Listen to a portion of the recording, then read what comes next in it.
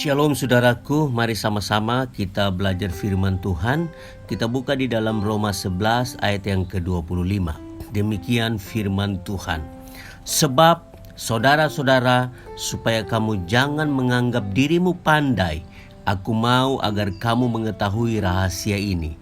Sebagian dari Israel telah menjadi tegar sampai jumlah yang penuh dari bangsa-bangsa lain telah masuk. Saudaraku, dalam perikop ini dibagi dalam beberapa bagian. Nah, ayat yang kita baca ini adalah bagian di mana Paulus menyingkapkan rahasia penyelamatan Israel kepada orang Kristen non-Yahudi. Nah, saudaraku, kata sebab pada awal ayat yang tadi kita baca menghubungkan ayat ini dengan ayat-ayat sebelumnya. Kata sebab dalam ayat ini menjelaskan mengenai hubungan antara dunia atau bangsa-bangsa dengan Israel.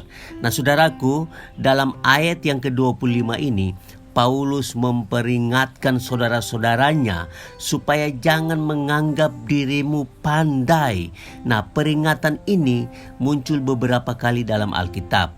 Misalnya di dalam Amsal 3 ayat yang ke-7, Yesaya 5 ayat yang ke-21, Roma 12 ayat yang ke-6. Saudaraku, jangan menganggap diri kita pandai adalah suatu hikmat yang harus dimiliki oleh orang benar. Baik kita ini sekolah atau tidak, hikmat ini harus kita miliki dalam hidup kita.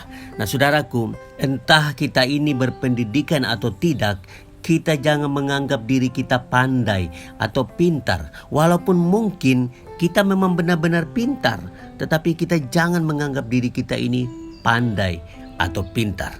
Nah, saudaraku, Paulus menulis surat ini kepada jemaat di Roma yang kebanyakan bukan orang Yahudi, agar mereka menjaga hubungan baik dengan orang Yahudi. Nah, Paulus mengingatkan orang-orang Kristen non-Yahudi supaya mereka jangan bermegah dan bersikap sombong terhadap orang Yahudi. Nah, Paulus mau mengingatkan kepada mereka di dalam Roma 11 ayat yang ke-24 mengatakan bahwa kamu telah dicangkokkan pada pohon zaitun sejati. Dan pohon zaitun sejati itu adalah orang Yahudi. Dan orang non-Yahudi mereka hanya cangkokan atau lengket pada pohon zaitun sejati itu. Jadi Paulus mau mengatakan kepada orang non-Yahudi pada saat itu, kamu tidak layak bermegah atau bersikap sombong terhadap orang Yahudi. Saudaraku, sadarkah kita bahwa kita juga seperti orang non-Yahudi tadi? Kita dicangkokkan pada pohon zaitun sejati itu, yaitu orang Yahudi. Nah, saudaraku, kadang kita berjumpa dengan oknum-oknum orang Kristen yang sombong, sok pintar, sok suci, sok rohani. Nah, kadang kita menganggap orang lain itu bodoh, berdosa, tidak berguna, tidak rohani dan lain sebagainya. Nah, kalau kita memiliki sikap seperti itu, maka kita tidak ada bedanya dengan orang-orang non-Yahudi pada waktu itu yang ditegur oleh Paulus. Kita tidak ada bedanya dengan orang-orang yang belum percaya di luar sana. Nah, saudaraku, kalimat jangan menganggap dirimu pandai itu sama dengan Tuhan melarang kita supaya jangan sombong. Nah, apa yang terjadi pada jemaat di Roma saat itu sangat-sangat memalukan karena jemaat yang bukan Yahudi bersikap sombong terhadap orang Yahudi pada saat itu.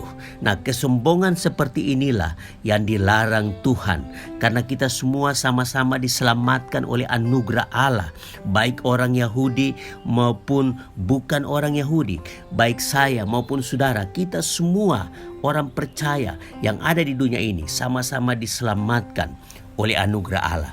Jadi tidak ada alasan untuk kita sombong, bermegah diri terhadap orang lain, karena kita sama-sama hidup bergantung pada kemurahan Allah.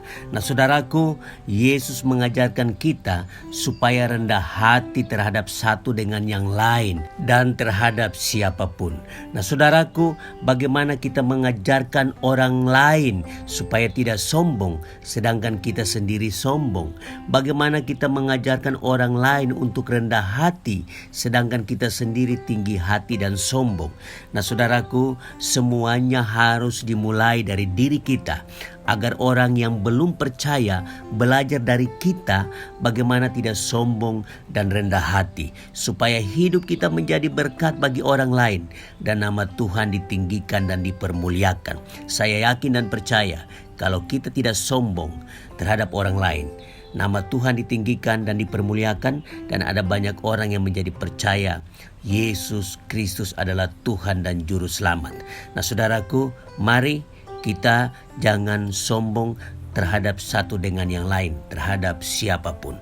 Tuhan Yesus memberkati kita semua.